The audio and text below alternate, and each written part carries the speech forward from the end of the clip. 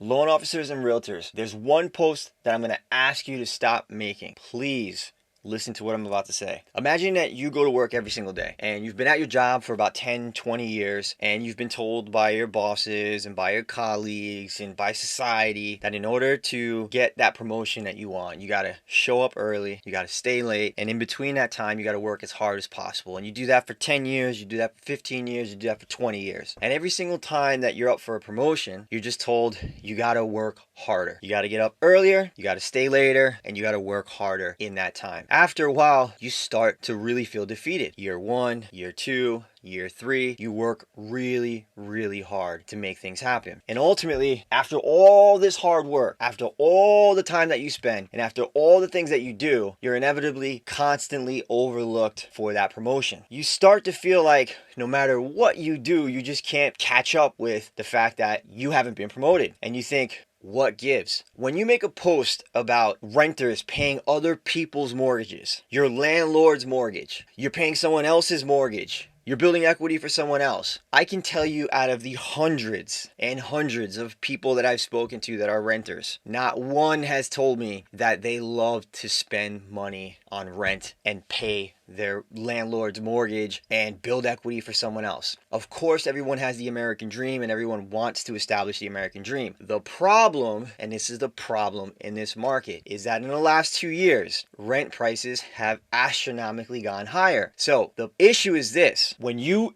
introduce a post like, hey, stop wasting money, stop throwing cash at your landlord, stop building someone's equity, all you're doing is constantly reinforcing the fact that someone's been working really hard for a really long time and they're still not able to buy a home. That's not a reassuring way to approach this, and it's not a reassuring way to position yourself as a professional. Rather, what you should be doing is building strategies, putting information out there that could be helpful, engaging with potential renters, giving them exercises on how to save for down payment or how to build their credit or how to get their credit better. Things like that will actually encourage people to want to go and buy versus discourage them from wanting to buy because they're just not simply ready, or they've been trying and every single year they've been constantly reminded that, hey, we can't do it. So that's my ask to the general real estate and loan officer community, is those posts don't do anyone any good at all. All you're doing is negative reinforcement. It doesn't do anything positive for the people that are out there trying to look, trying to save, trying to do the right things. Instead, take an approach that's going to educate, take an approach